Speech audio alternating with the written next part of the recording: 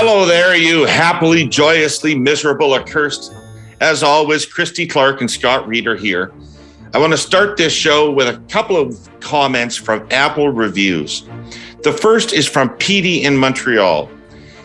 Petey says, best pod on Canadian politics, bottom line. A free-flowing format packed with intelligent insights, laughs, and the occasional low blow. Well-deserved, of course.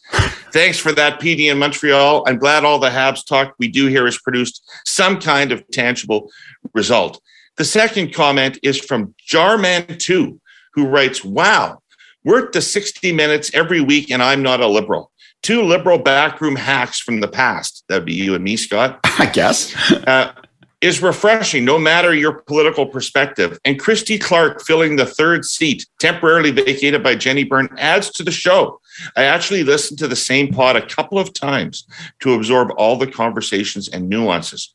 Jarman 2, I really need to thank you. You're the first person in my life who's ever told me I have nuances. Did you hear that, Christy Scott? I have nuances. Apparently you guys have nuances too. It's very impressive. All right, here's what's on the agenda this week. Wait. Can we say one thing quickly? Sure. More, please. More reviews. If people had any idea how often I go to the Apple page and look for new reviews, it is unbelievable. It tells you everything you need to know about my sexual insecurities. It's just enormous. It's Great Lake size. So please, more reviews. It's better than reading your Twitter feed. That's for sure. And what's the relationship to your sex life again? Constant anxiety, desperate for affirmation, fear of being found inadequate. Perfect. I'd say the parallels are pretty fucking strong, David. I'd say that all adds up to a hard worker, Scott. A hard worker. Chronically disappointed. All right, so this week, we're going to lead off with our cursed clipping because it's a big one. It's the Globe and Mail piece, or two Globe and Mail pieces with plenty of business community influence on Chrystia Freeland's upcoming budget. We'll have lots to say about that. We'll talk about the Liberal climate plan that came down last week. Then we'll move on to the Conservative leadership race. Poilievre's drawing enormous crowds. Optics, more meaningful than that. What are the implications of all that? And don't forget to stick around for our Hey Yous. Christy, Scott, how are you guys? Christy, where are you? I am in Florida, Delray, Florida. Beautiful, humid place. Did you sleep last night? Do I look like I didn't sleep last night? No, your bed looks like you didn't sleep last night. Well, I know I made it. I didn't want to have an unmade bed behind me. Jesus, it's so nicely made. It's like you slept on the couch or something. Okay, back up. Whoa. Okay, back up. Don't probe too hard. All right, none of our business. Okay. Is the shower running? Is there someone there? I'll be goddamned. I think I can hear something. And if it's so humid, why are you wearing a pashmina? Come on. Your story doesn't add up, Clark. More going on than you're confessing. And can we go back to speaking of Scott Reid's sexual insecurities? It don't happen in fancy hotel rooms like that, I'll tell you that much. Oh, man. Okay. Scott, you're wearing a Blue Jays jersey. You're excited about the home opener this week. I'm pumped about the Jays this year. They look stacked, man. They look positively stacked and fun and fast and young. So I'm excited. And I'm a complete bandwagoner when it comes to baseball. If the team is good and exciting, then I'm there. If they're not, then I drift off and watch the Masters or, go to Apple review. But yeah, I'm very pumped about the Jays. I'm really pumped. I have to be honest. I find 9 innings of baseball to be a lot of baseball. Yes. I have this thing about baseball. First of all, I can watch any sport, right? I can find a way to love it. I agree with you. But to me, there's a difference between baseball live and baseball on TV. There are actually lots of sports I prefer to watch on television because I feel like I get a more comprehensive sense of the game and all that sort of stuff. There is nothing I love better than sitting in a ballpark on a warm summer's day. And I could watch 30 innings of baseball. I just freaking love it. So I'm looking forward to getting back into, not really the Rogers Center. I hate the dome, but it's such a miserable, barn. But I'm looking forward to getting into a ballpark. Right. Like the Mike's Hard in the sunshine, which you don't have to endure a baseball game to. If you've ever had your kids play Hard baseball, Mike, we're back to my sex life. Okay.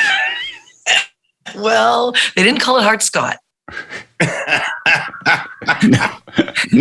Nobody marketed Hard Scott's lemonade. It's sort of kind of like, I don't know. Yeah, you'll drink it so fast, you'll hardly know it was ever there. That's why they call it a soft drink. But a boom. Jesus Christ, it's like we're in the Navy. Let's clean this up. Welcome back to the truck stop. I'm Gene Tracy. Took me out of Boy Scouts. No, baseball's the only sport that if the team I'm cheering for is behind narrowly late in the game, I would rather they lose outright than tie. So you want the experience to end. I just don't want extra innings. Winning the game's not important enough for me to endure extra innings. Yeah.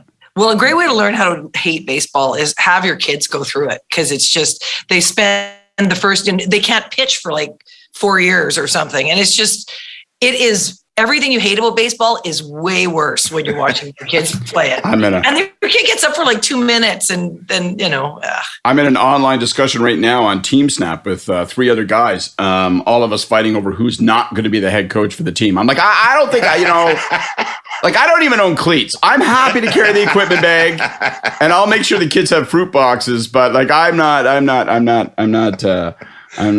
to be the head coach. I can't make the lineup. All right. So Saturday's Globe and Mail landed metaphorically on my doorstep with a thud, because there were several stories in there, 2 of particular note, that really seemed like premeditated salvo at the government. One was in the report on business part of the Globe. It was written by Andrew Willis, James Bradshaw. And the other one was in the front section by Bob Fife, Bill Curry, and Steve Chase. Both of them were about the budget, about the government's economic policy, and quite a bit about Minister Freeland personally. Let me read you just a couple of sections from the Willis-Bradshaw point. The Globe and Mail interviewed more than 30 CEOs, senior business leaders, economists, and former government officials, many of whom are increasingly concerned that at a moment of massive global economic transformation, Canada is missing a chance to set itself up for long-term success. They worry the country is sending the wrong signals, failing to encourage businesses to spend on expansion and missing out on investments from foreign companies. CEOs have come to believe Mr. Trudeau and his team have little interest or experience in the businesses that drive the economy, some of which employ tens of thousands of people and command budgets that rival those of mid-sized cities and provinces. And in turn, Mr. Trudeau and some of his closest advisors are seen as suspicious of businesses' motivations. Mr. McKay, this is Dave McKay, the head of the Royal Bank, said the 2 sides don't always see eye to eye on what drives the country. We are talking about incenting risk-taking, investment, productivity, attracting capital, and they're about tax and redistribution, he said. And then, this was one of my favorite parts of the article. Not all advice offered to businesses is ready to be put into action. I can tell you from being on that side of the seat and actually genuinely wanting business input, they were rarely that adept at giving it, said Don Drummond, adjunct professor of policy studies at Queen's University, former guest on the Herle, and a senior official in the finance department of the 1990s. They were pretty good at giving you rhetoric, but I've got to write legislation, and that was harder to come by. So that was You stole my beat. I literally printed. Look at that. I printed the quote. I was going to read it out too. So right. Well, tiny minds think alike, David. And then the other article, I'll just read the headline. The other article in the front section, the headline was Christy Freeland readies another big spending federal budget amid fears of rising inflation. Okay, Scott, let's start with you, because you were involved for a long time and have been involved over different periods of time. You're known primarily for Ralph, but you've worked in other circumstances. What is the government's pre-budget comms plan? Well, it's not obvious to me that there is one. If it's a communications plan you're talking about in terms of saying to people, we want you to start to think now about what the tests that we would like you to apply to the budget, such that when, and I know that not like that's not a process that involves my mom, right? But for that, that crust, that layer of people, opinion leaders, media, all those that are active and involved in public policy functions who are paying close attention, like it just seems to me the classic book was you start to precondition what your budget's going to be about, the measures by which you want to be evaluated so that you can then hopefully meet those tests. There's never been any indication from this government that it has an interest in doing those things. And I don't know, maybe they're right. So their budgets come and go, and they are faithful accountings of large amounts of spending. And then, there's kind of dollops on top of it that sort of often will contradict it, right? So we're going to be told this isn't a big spending budget and that this is, that they're getting things under control and it's got the proper balance. And the budget measures, I suspect, will belie that. So as a comms guy, we'll get to the substance of it, I guess. But as a comms guy, the thing that puzzles me is you have these two big interventions. One is political. And there's some hot fastballs in that story that Fife wrote. Really sharp critiques of the minister, basically saying, hey, you know what? Minister Freeland's been too busy with Ukraine or other responsibilities to actually focus on the budget. And Christ only knows what's going to happen. And it looks like the whole thing's been written effectively by events such as the NDP Liberal Alliance. So it is what it is. And then you've got the piece from the business guys, which I don't disagree with their critique, but I get irritated in the same way that Don Drummond does by it, because it's like, okay, if you had $1 for every person that's quoted in that story to say, we really need a growth strategy, well, blow me. What do you mean by a growth strategy? How about you spell it out? How about you try to actually characterize a growth strategy? Give me 3 measures. And don't tell me infrastructure. Every government for 25 years has spent squillions of dollars on infrastructure, so that doesn't pass muster. You got to get more precise. But when again, they say incenting risk taking, what do they mean by that? Right. Well, yeah, exactly. One of my favorite parts is they talk about, well, if you're going to take $5 billion from the banks and insurance companies, here's an idea.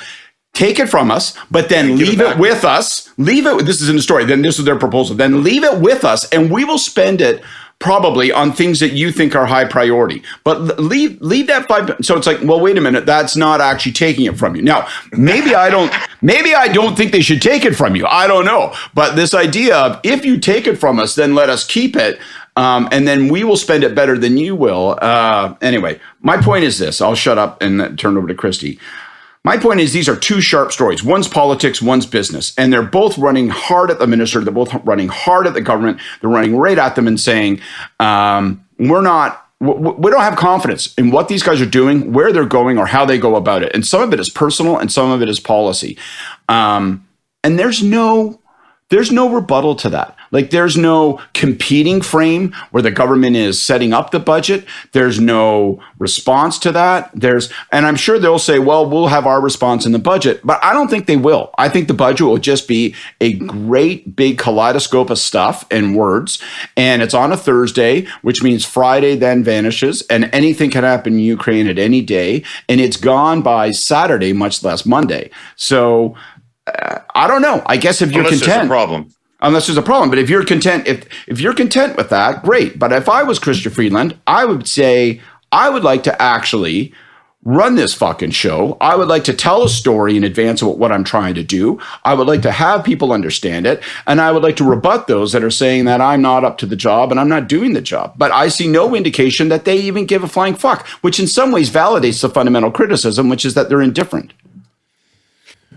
Well, Hurley-Burleyites, and with apologies to Jim Morrison, this is the end. My only friend. The end. No, not of the pod.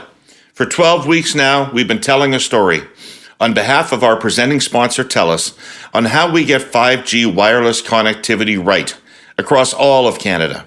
Not just in our biggest cities, but all rural, remote, and Indigenous communities too. This is the final chapter in that story, the consultation culmination.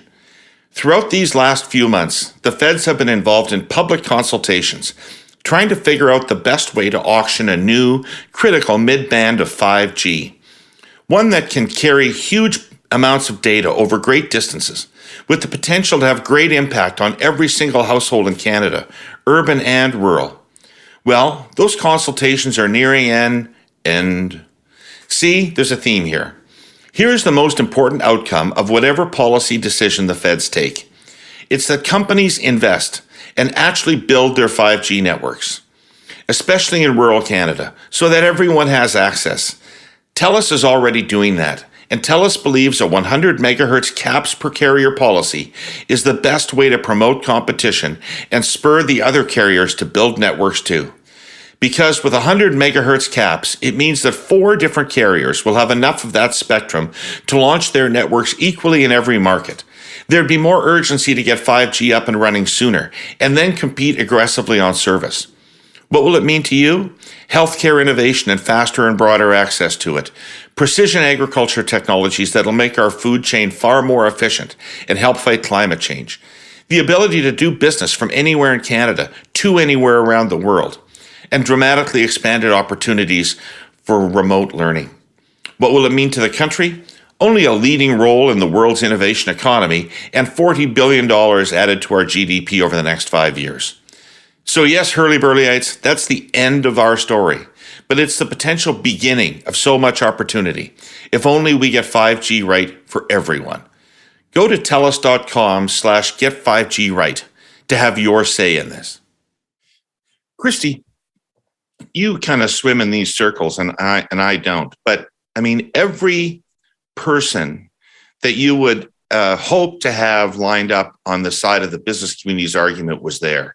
So you had the CD Howe was there, and you had Perrin Beatty was there, and you had the Royal Bank was there, and of course John Manley was all over this thing. So all of these people that swim together, Manley and Perrin Beatty, and make these sort of public interventions on behalf of the business community, were all represented. It feels like the business community had a meeting and said, we got to go after this government, and we're going to use the Globe and Mail to do it. Like, it felt that coordinated. Mm-hmm. How and why would something like that come together? Well, I agree with you. It looked completely coordinated to me. The surprising part of it was that the banks were so vocal in leading it, because those guys are pretty careful. I mean, they're doing really well, and they are in a highly regulated industry. They don't like to get all mixed up in politics. Behind the scenes, they're pretty opinionated. But the fact that they were sort of leading it, I mean, Manley's been out there criticizing the government roundly and I think fairly for he's a colleague of mine, I should say. And I think he's he's always boringly criticizing the government. Let's increase productivity and eliminate internal trade barriers. Thanks, John. Thank you. I'll put the tape on from 1992. You've been saying the same thing forever with equal effect. But it doesn't mean he's not right. Yeah, it doesn't mean he's not right. And you don't always have to be entertaining to be factual. So I mean, I did think it was coordinated. I thought they did a good job of it. And I thought they were saying things that were valuable. And I mean, so when you put together a budget, there's 3 sort of things that you're thinking about. One is you're thinking about, okay, how do we create economic stimulus? So you want to lower taxes, you want less government spending, you want to eliminate your deficit, those kinds of things, right? And then on the other hand, you've got kind of the more obvious growth agenda where you're investing in workforce development, which, by the way, the business community does talk about. We're talking about investing in particular, export infrastructure, ports, roads, railways, sidings, all those kinds of things that really make a difference for economic growth. I mean, it's not bullshit. It's not, gee, everybody talks about infrastructure and it doesn't matter. People talk about infrastructure because we really need it as an export-oriented tiny economy with no internal trade, basically. So that's what they're talking about, I think, specifically. And then, of course, on the other side, you got the politics. Well, how do I get reelected?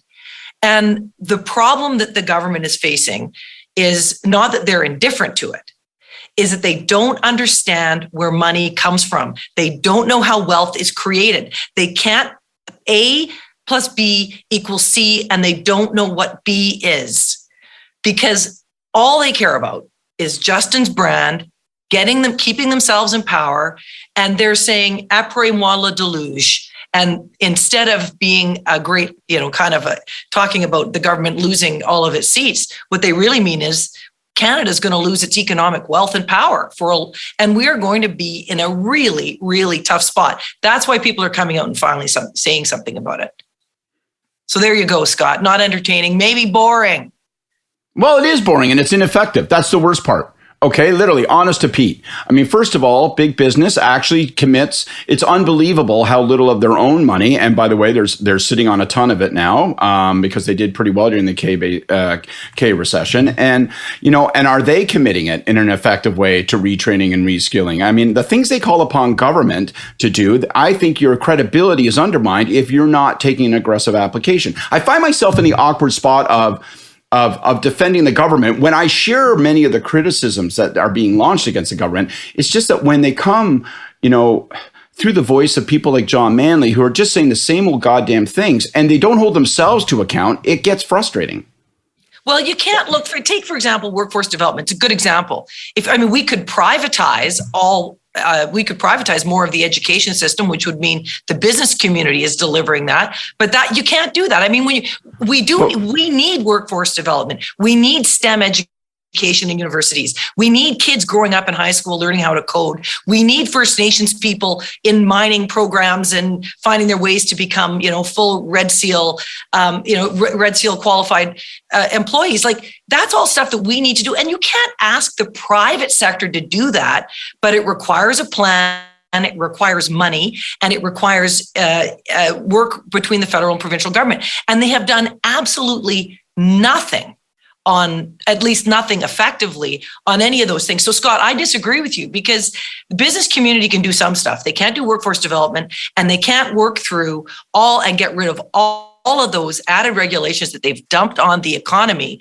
in the last 8 years that have absolutely killed foreign investment in Canada.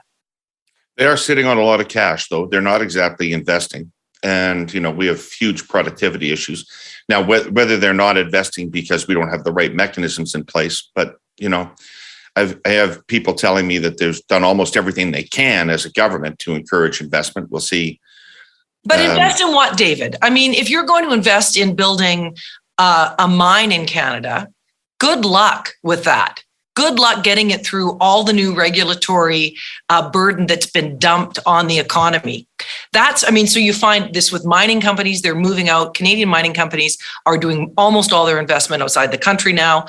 Lumber companies are doing way more investment in the States than they are in Canada. Oil and gas struggling because of the same things. And it's not just the resource sectors where this is a problem. When they talk about minimizing risk, what they're saying is, can the government please, rather than trying to inhibit investment and send it south, find a way to actually start enabling it? And that's what something only government can do. Okay, but can I just take this in take this in a little slightly different place, which is, it's Tuesday morning, budget's on Thursday. There was no hint of a federal counterbalance in these stories, no attempt at a counter narrative in these stories. It's Tuesday and the budget's on Thursday.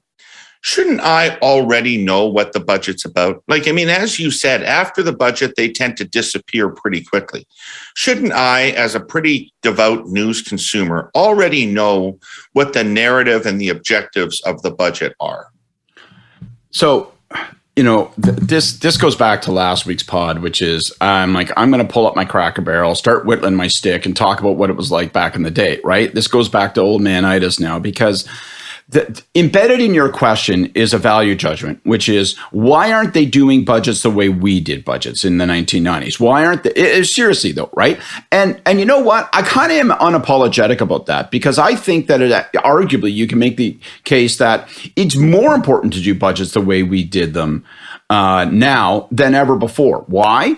Because people's attention is that much more fragmented, because media is that much more complex, because your ability to penetrate with a storyline is that much more difficult. So if you don't take advantage of a natural platform like a federal budget and say, I'm going to milk this and turn it into a 3-week event where I'm telling you in advance what it's about, and then I'm telling you what my opponents are saying, and I'm comparing back and forth, and then I have the budget and I can show you how it answers some of the tests that I set up for myself, I don't know why you wouldn't want to do that. But this government is not. not. And so I think the answer to your question is they don't ascribe that value to this exercise. They don't see it as a narrative building opportunity, whereas we saw it as basically this is our opportunity to establish a mission statement for the government and for its purpose for the year. The fiscal update will tell you what we prioritize, then we'll give you indications of how the tests are that we're going to set for ourselves, and then the budget fulfills that.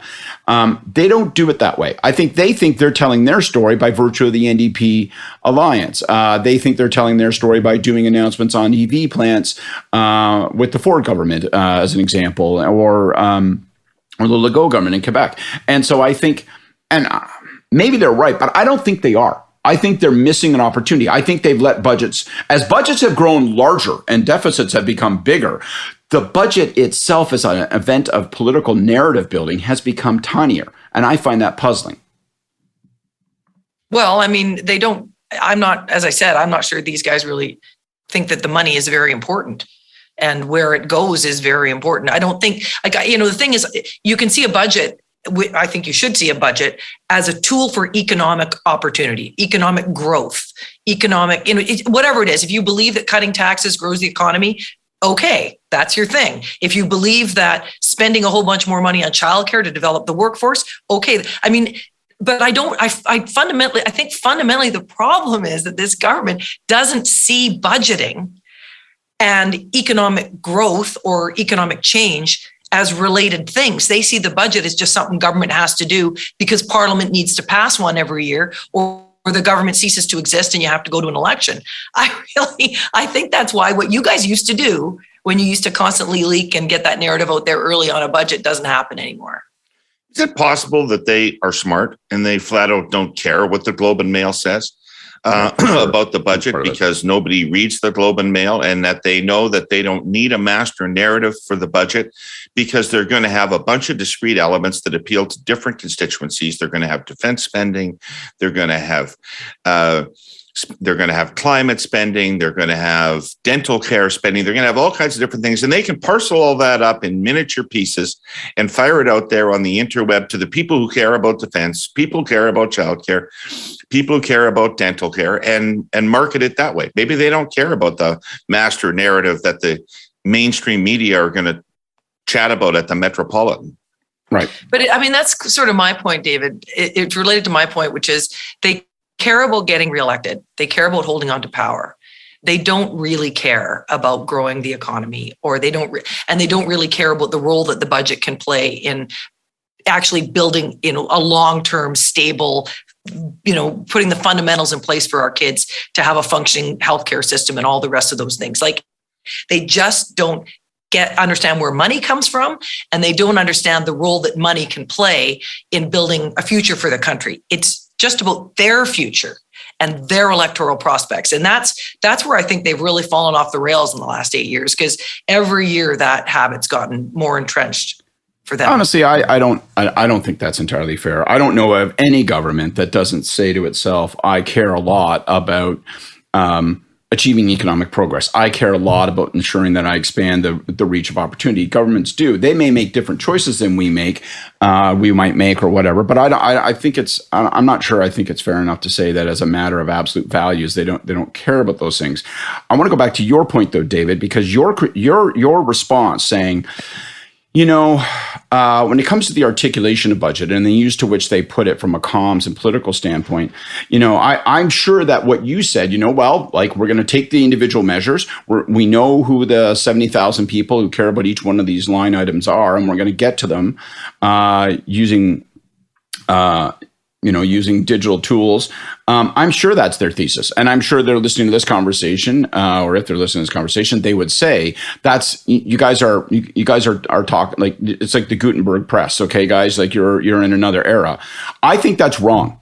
I don't think it has to be an either or. I think that you can package up the slices of it and try to intensify the narrow interests. But I think you are always served well to have a broad storyline. I actually think that the people who still read the Globe Mail, I think that that crust and layer of people that are involved in opinion formation and opinion leading in the country, I think that's worthwhile. I think it's always worth your while as a matter of of professionalism to be building and contributing to a narrative of what you're up to, why you're up to it, and what drives you. And I think that if you miss those opportunities, at some point you become hostage to just the individual parts.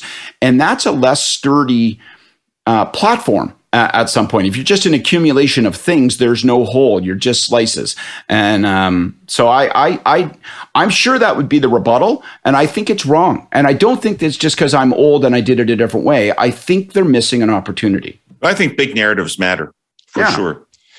But the thing I think about when I think about the budget is this: that the big issue is none of these things. The big economic issue is not even mentioned in these articles. And my view is a year from now, nobody in the country is going to be talking about superclusters. Nobody's going to be talking about business investment. Nobody's going to be talking about dental care. Everybody's going to be talking about inflation. Inflation is going to be the economic story. And if I was the government, I would be wanting to start positioning myself on that issue. I would want to be trying to seal off my vulnerabilities on cost of living and on inflation, because I think that is where the political fight is coming, not on any of the things that seem to be at stake in this budget. I don't know about all of you hurly-burlyites, but I feel like we're all sticking our noses out of our winter dens and up toward the sun, trying to suss out whether all this normalcy is real. And, fair enough. Some of us are still working from home. Some of us are returning to the office for the first time in years. Yes, years. Think about that. Some of us are masked. Some aren't. Most COVID restrictions are gone. But, most of us also know someone who's sick right now. It's unsettling. Put it all together with inflation at a 20-year high, interest rates, the price of gas, and war in Europe, and it's nervous-making, anxiety-producing. The more than 20,000 railroaders who work for our sponsor, CN, live in the same world as all the rest of us. They just came off a fall and winter that brought some of the harshest weather anyone can remember. But railroaders have a heavy responsibility at the best of times, never mind during a war that has devastated one of Europe's principal agricultural centers. Canadian grain is in high demand worldwide as a result, and CN hauls Canadian grain to seaports, along with major cities here and in the U.S. The same goes for fuel, minerals, cars, other agri-foods, and just about any manufactured product you'd care to mention. Buying a new lawnmower or barbecue this spring? It came by train. Lumber for renovations? Came by train. New furniture? Train. As I've said here before, events will take their course. Are we back in normal? I suppose we'll see, won't we? But here's an absolute certainty. CN's railroaders will be working overtime to fulfill cargo shipments safely and on time. They kept working right from day one of the pandemic. The rail network they run is the cardiovascular system of an economy that's starting to get some exercise again, to torture a metaphor. CN will stay focused on its customers. It's a matter of public service. Well, what would your advice be to them, David, then, when they're tied into this NDP deal? They've got, they're tied into something like $60 billion in new spending just on the three big projects that they've talked about, adding it on their deficit financing it. So there'll be, it'll be a $400 billion deficit. I mean, I don't know. How do you, that's going to be. Well, hang on. That's not true. Hang on. The numbers will look good. The numbers in the budget will look good. Right? They're going to be vastly improved, both from rolling back the program spending and the effect that nominal GDP has in terms of your bottom line. Nominal GDP is a fancy word for profiting off of inflation, right? They're going to absolutely. They're going to their numbers will look good. They'll be able to kiss both biceps and see, we're killing it. We beat our deficit targets. Yeah. Okay. Fair enough. I mean, the numbers will look good. The fundamentals will be terrible. And I would do two things. I would look for meaningful ways to actually reduce cost of living. And that means more than just reiterating the childcare announcements. That means actually doing something to alleviate costs that people are looking at. And I would research test, what do people think federal policies are contributing to inflation? Understand what connections people make, not what connections economists make, and not what connections Polyev makes, but what connections are sticking with people. And address that. Take it on. Well, maybe they should ask Doug Ford, because he does a pretty good job of actually thinking about their government in responding to, and some of it's not great economics, going out there and figuring out what average Joe thinks in the 905. Oh yeah, no, they're all over it. They're so all over it. I'm so reluctant to give Ford any credit because I think he's a 2x4. So I'm just going to say that Corey and Nick are fucking on their game, because this campaign looks like it is programmed like a 747 to come in for a landing. I 100% agree with that. And I couldn't agree with you more, David, on the cost of living. I was going to raise the very same thing. I mean, it's an absent discussion. You want to have when people go, hey, fuck, nobody seems to get it. You've got business talking about super clusters and let us keep our $5 billion surtax and we'll redistribute it in other ways. That's one thing that's happening in the newspapers. The other thing that's happening in the newspaper is the government talking about the NDP Liberal Alliance is talking about childcare, dental care, and lots of people are sitting at home going, hey, fuck, man, dinner costs more. Right. And so you've got to get with that thing. So you start talking about some of the things you could do, David. I'll tell you one other important thing is always remember what not to do.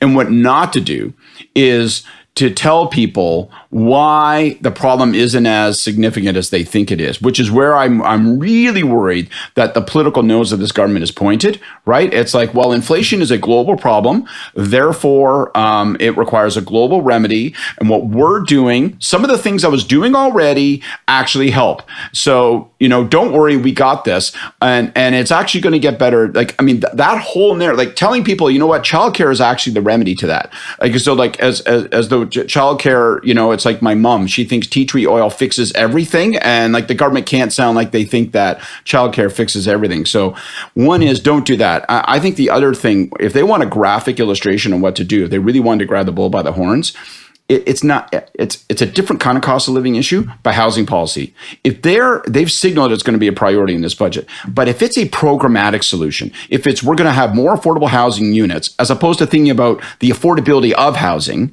if they say we're going to like make tweaks to the first time home buyer incentive, which has been a colossal clusterfuck of a failure, if they say we're going to create 120,000 homes over the next 10 years, all that shit, like saying here are some precise things we're doing as interest rates start to bite, and we know that moves the macroeconomic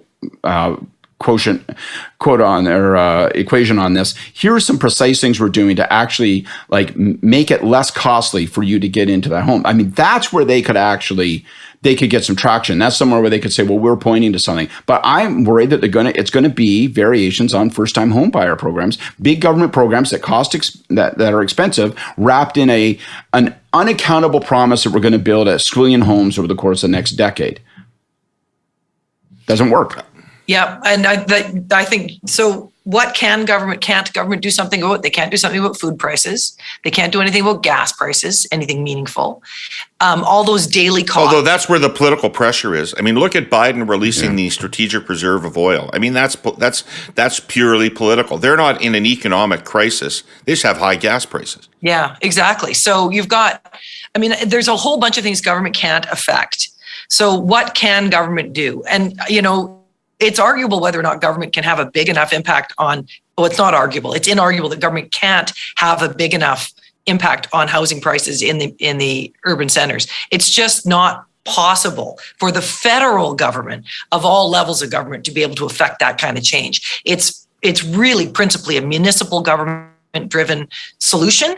And provincial, but even then, it's really difficult to lower housing prices, except kind of around the edges. Hey, let me put you on the spot. On the spot, because you've actually been in the chair to make these decisions.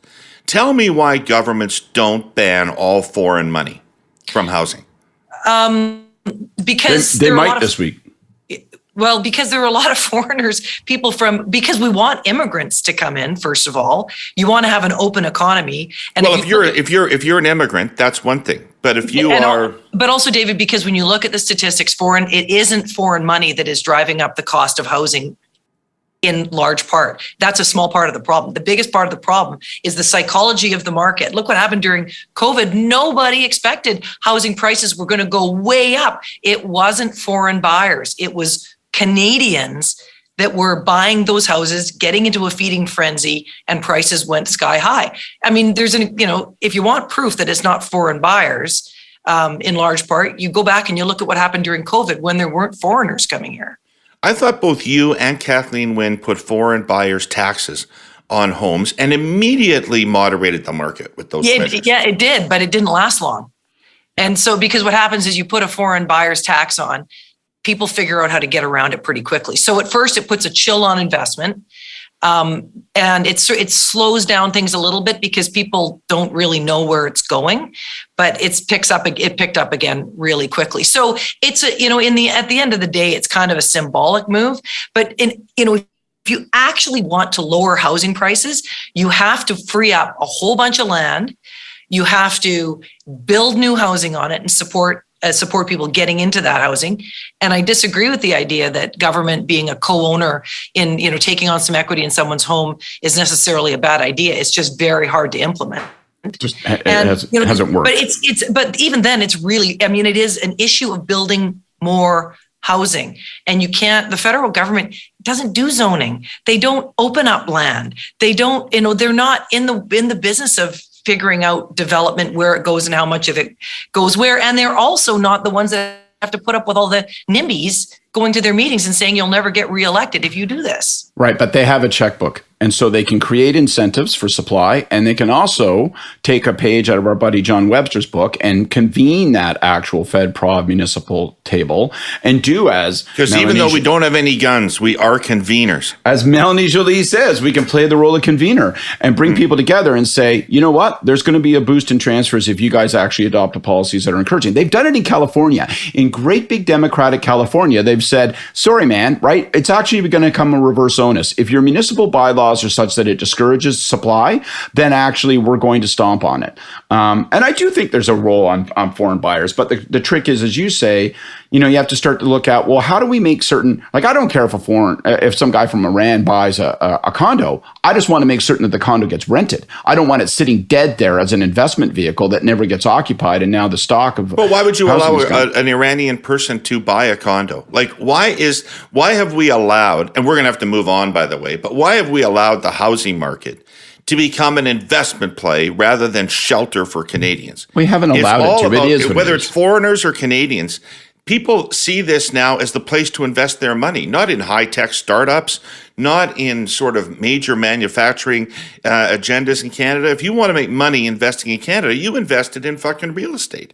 But that's not new, man. Like, people's grandparents were doing that. That was always, you're right. The part of that I agree with is people's understanding of what a house has changed. It used to be a house was where I lived. And now real estate is an investment but the vast majority of real estate investment that happens in Canada is made by Canadians. And so I guess, David, why have we allowed it? Because you can't really stop it. So do we say to Ukrainian refugees who come over, you can't buy a house in Canada until you are a permanent resident, until you get your permanent resident status? Is that what we do? Well, David doesn't mind the Ukrainians. He's just anti-Persian. That's what I took away from what he had to say. Right, I gotcha. Yeah. Okay, fair enough, David. I understand. I'm anti-people with $50 million in the bank and no evident source of income. Right. Yep. I think we all are. Yeah. I have a story to tell you over beer. I think there's a lot of that in the housing market. David, but it's less than you think. Like the real problem is it's millions of people who are Canadians who are buying homes. It's us. And that's why it's a hard problem to solve, because we vote. More supply, higher mortgage rates. That's what's going to fix this thing. Like, that's ultimately. Higher mortgage rates. That's going to be so painful. It is. We got to move on, because something that should have been huge this past week wasn't. Something that we would have expected to be a bombshell announcement with major political consequences disappeared in the dead of night. And that is, the government released its plan for achieving net zero. And this was the big unveil about how we're going to meet our targets. The next update's not till 2025, so this is the plan. And it didn't engender a lot of debate. And I think the reason it didn't engender a lot of debate is that it was pretty thin on specifics. It was more of an outline of a plan than it was a plan. For instance, the thing that might have been the most controversial thing was the cap on oil and gas emissions. And that was punted to a future date based on more deliberations. It did assign to each sector how much they were responsible for emissions, and oil and gas was at the top of that list in terms of what they were supposed to be prepared to contribute. Christy, from the whole thing, what did you take away from the climate plan announcement? Zilch, zero, big fat nothing burger. I thought that. So first of all, on the net zero stuff, are we any closer than we were when they first started talking about this, which I think is why it's not attracting a lot of attention. It's just something that they're always talking about. Nothing gets done. And then in the oil and gas side, I know that Jason Kenney was out there trashing the thing, but you didn't see the oil and gas guys out there so much doing the same. And it's because they have come up with a plan or are coming up with a plan to get to net zero. Now, it might not be on the federal government's current timeline, but they're actually doing the work. I think because, they know that the federal government can't do it, won't do it, is going to try and make them do it. And if the federal government comes up with its own way of making them do it, it's going to be a disaster. So they're, I sort of saw it as sort of a kind of a harmless comment on the federal government's great intentions and more virtue signaling without very much behind it. But on the other hand, I'm glad to see the oil and gas industry is moving in that direction because we need them to keep working. We need those almost 100,000 people that depend on those jobs to keep providing tax income to the federal coffers. And I want them to keep going. I want them to do it in a more environmentally sound way. So, Scott, Christy says the Sheriff of Nottingham has an income redistribution plan. What did you take away from the climate announcement, which appeared to me, let me just preamble it, but appeared to me to be evidence of cabinet government, because this document from Stephen Guilbeault was silent on things I believe he thinks he knows the answer to. Right. I believe that left to his own devices, he could have written a much fuller document that actually had much more specifics about what people want to do. May not have been a good document, may not have been a blueprint for the economy, but I believe that this document shows that he ran into roadblocks internally in a number of places that led to a much more embryonic plan than was expected to be announced this week.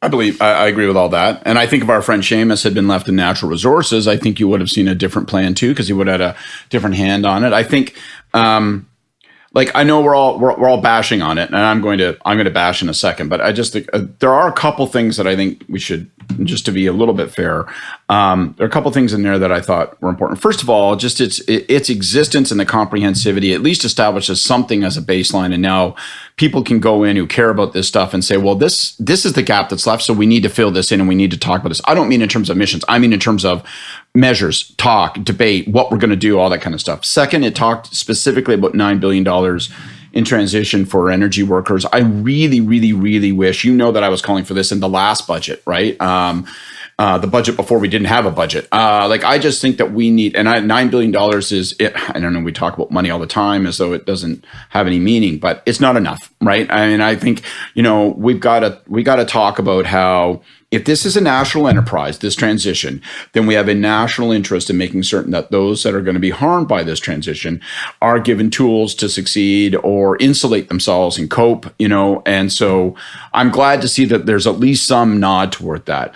I think, that to your point, to me, the greatest deficiency here, and you could see it happening. I mean, they delayed it from December 31st to March. You could see that it's the political significance being attached to it, the sense of event that was being attached to it, started to just kind of lose altitude as it got closer and closer, knowing as they did that the consequence of cabinet government, as you call it, David, meant that they weren't coming up with a hard answer on the cap. That meant that they were dodging with stuff. Meant that half of the document was actually just annexes lifted from provinces saying, here's a list of measures that they're taking, without any sense as to whether it adds up to think, whatever. It just makes the document big. But the fundamental problem with the thing is we're saying that in 8 years we're going to have this done. Well, Jesus Christ, 8 years isn't very far from now. 45% reduction in 8 years. It's going to take us 2 more years to sort of haggle through what that means. It was a document of what, not a document of how. And we've needed a document of how for quite a while. So more targets, what it means for each individual sector. I mean, that's fucking meaningless unless it's attached to what the pathway is, what the choices you're permitted to make and not permitted to make, what it's going to mean in terms of where you would and wouldn't direct investment. And a lot of industries still left saying it's not concrete enough for me to know that I can go to the bank and say, I'm going to take $2 billion and put it here because it's going to happen. Last thing I would say, just as an example of that, there is passing mention at best to nuclear. Like, why is there not more about nuclear? And if we need to electrify every freaking thing in the world, right, in order to have electric cars and to order, everything's going to be electrified. Electrification is going to be the foundation of the future, it seems, and less carbon intensive energy production. Well, then for Pete's sake, where's like nuclear could be a part of that. Like, why wasn't that a bigger piece of it? So it's a document of what, not a document of how, and that's his deficiency. You're on mute, Dave. I was going to say, sorry, Guilbeault hates that. He's from the environmental movement. It's in his DNA. I was encouraged by the fact that nuclear, carbon capture, and hydrogen were even mentioned as possible tools, because I thought they might not be mentioned at all. They are at least in there. But you're right. They're not given any point of emphasis. But Christy, they weren't really communicated at all.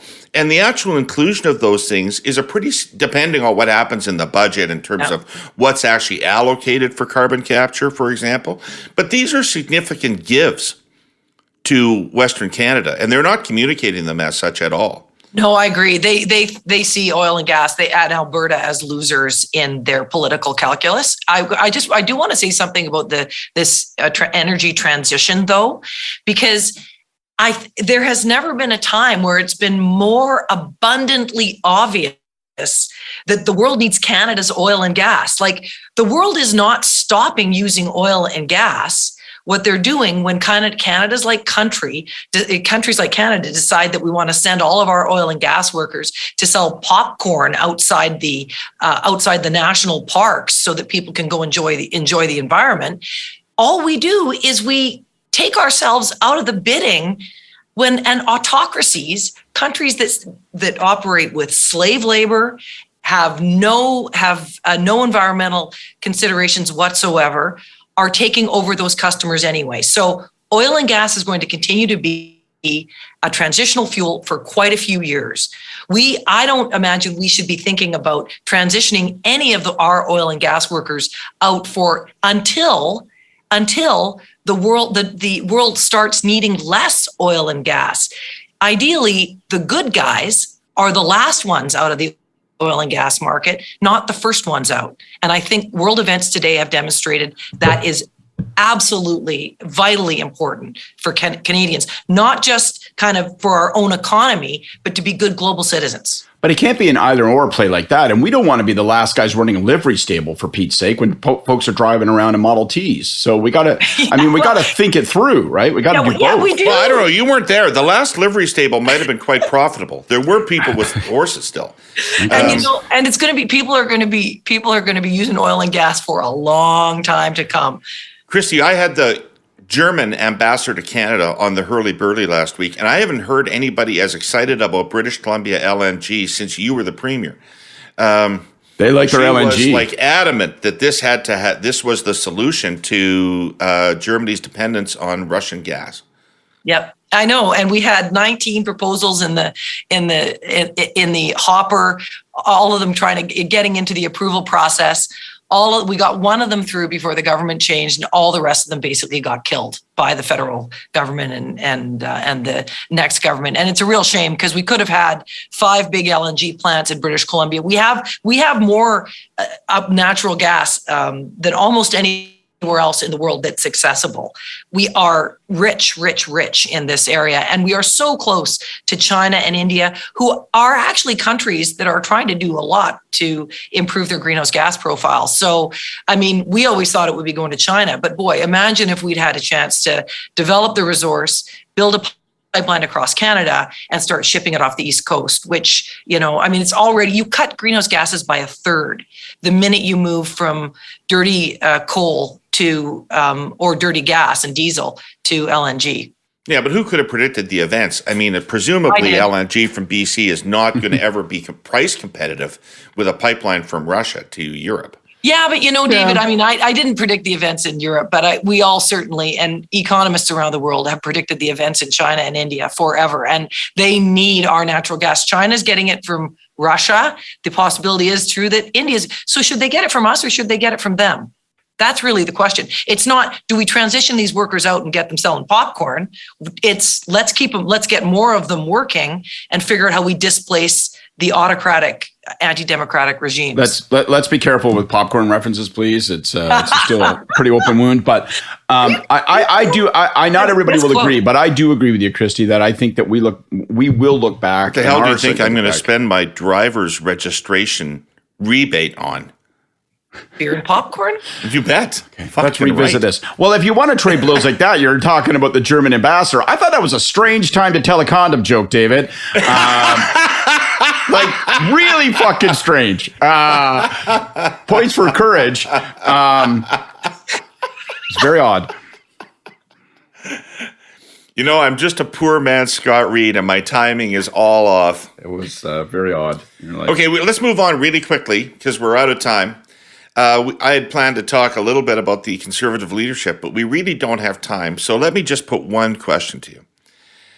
So I am, on Sunday, looking at my Twitter feed, and I am coming all day after day after day, images of Poilievre, as we talked about last week, in front of big enthusiastic crowds with lineups to get in, with overflow rooms, with people lined up to get their picture taken with him. And on Sunday, I see a picture of him having drawn 1,000 people or more in Lindsay, fucking Ontario. And at the same time, I see a picture of Jean Charest by himself in an airport in Halifax, by the baggage carousel, talking to a guy that wandered up and remembered him from the 90s or something and wanted to shake his hand. And I put that out as a comparison, a bad comparison for Charest. Like, one of these campaigns is showing me a lot of momentum, and one of these campaigns is showing me nothing. Tell me that I'm wrong. Tell me that there's some slow and steady build that the Charest campaign is following, that there's some strategy behind their rollout that I'm missing. Because to my eye, it's so inexplicably bad that I feel like I have to be missing something. Like, no matter who that was in charge of this, from Charest himself to any number of lobbyist consultants who run political campaigns, nobody could think this was the way to do it. So am I missing something? Well, David, I think what you're seeing is the difference between somebody who has been around politics a long time, maybe didn't see himself getting back into it, and has kind of been seized with the urgent, a sense of renewed desire to get back into public service. So versus a guy who, since he was 11 years old, when he joined the Young Conservatives, has decided he wanted to be prime minister, and he's been building and building and building and building. So there's time, I think, for Charest to find his feet.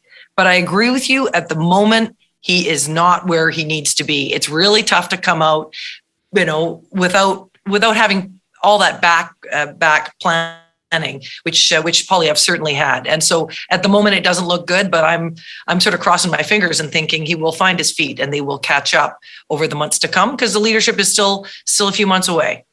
What about some basic professionalism, though, Christy? Like, people came back at me on Twitter and they said, well, fuck, man, the guy just got off an airport and he's at the luggage carousel. What do you expect? A bunch of people around him? And I'm like, yeah, I do, actually. What the hell are you doing having your candidate wander around the airport with his luggage by himself, looking like he's lost? Yeah, where's the team?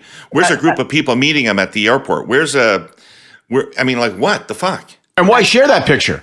Why share that picture? Why display a lack of energy and non-enthusiasm? Hey, everybody, this is what I want you to know about our campaign. Charest standing around trying to find the canteen. He's kind of thirsty for a cup of coffee, but no one will speak to him.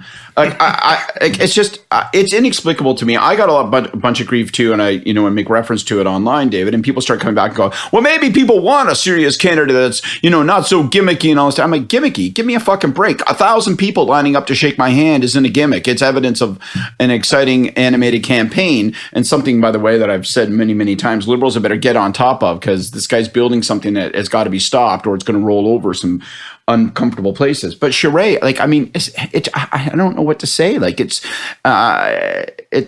like the guy's carrying a clock radio in his pants and he calls it a smartphone. Like, it's just like, what is wrong with this campaign? Are you guys out of sync with modern times? It's just bizarre. And then they go, well, let's post this. Let's post this picture of him. It's like, it's Jean Charest. I'm standing here and I'm very excited. I'm going to be meeting some people. None of them are with me right now, but I'm sure there will be some sometime soon. And I couldn't be happier to be back to where I am. I was here in 1981. It was a great time. We were talking about the Quebec Nordiques. And anyway, we'll see you later. Onward to Built to Win. You're like, what? What the fuck is that? Your Chrétien impression is way better, Scott. You don't see any evidence of Brown. I presume he is subterraneanly selling memberships.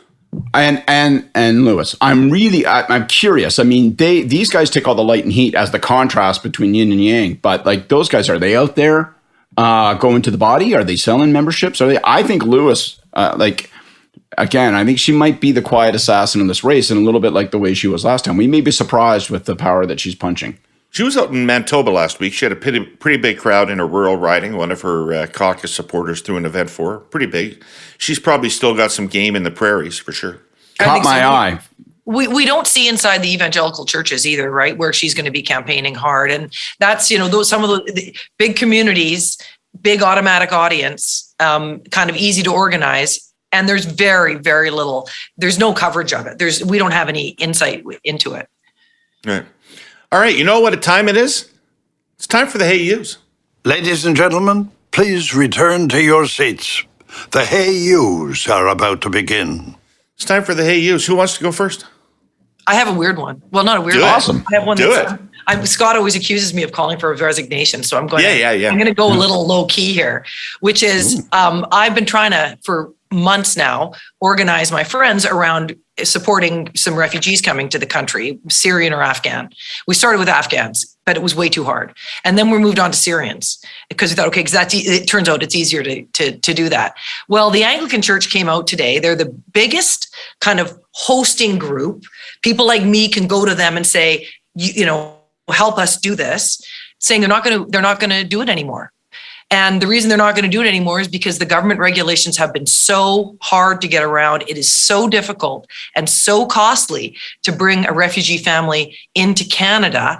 And I want to say, hey, you to the Anglican Church for coming out, getting a great big story in the Globe and Mail about it, and hopefully changing government's policy about it, because all of us want to welcome refugees into the country, and they need to make it easier for us to do so. So thanks to the Anglicans. All right. Thanks to the Anglicans. A rare shout out. There you go. Praise for high Anglicans. Where else? What other political podcast on the planet will you find that? Huh? Yeah, Who thought if we were talking about churches this week, it would be the Anglican Church? There we go. Yeah. All right. My hey you is to Kathleen Wynne. And I just want to say, Jesus, man, I'm sorry. It just drives me banana. I feel like you should have been better. You should have been better. I still hold you accountable in part for that. But this past 2 months, when we talked about the Ford campaign as it's revving up for the election, we talked about Nick and Corey and the crackerjack on the numbers job that they're doing. You see it every day.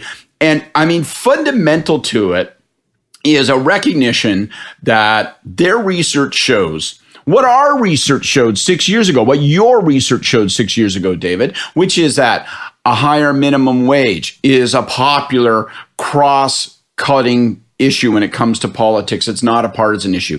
It shows that, the promise of EV and builds and, making that the renewal of our automotive industry, that's popular. Over and over and over again, we see the Ford government able to pursue policies with a populist veneer, spending acres of money, but insulated by virtue of the fact that, one, they're conservatives. 2, they're opposition, therefore, liberals and New Democrats who aren't going to criticize them for doing what they do, since those guys have called for those kinds of investments and those kinds of measures, simply left with nothing better to say than, well, you should have done it earlier, and you're reneging on yourself. And Kathleen Wynne, on the verge of retirement after an enormous service to the country and to the province of Ontario, is watching all of this, got to be shaking her head going, these motherfuckers are doing what I did.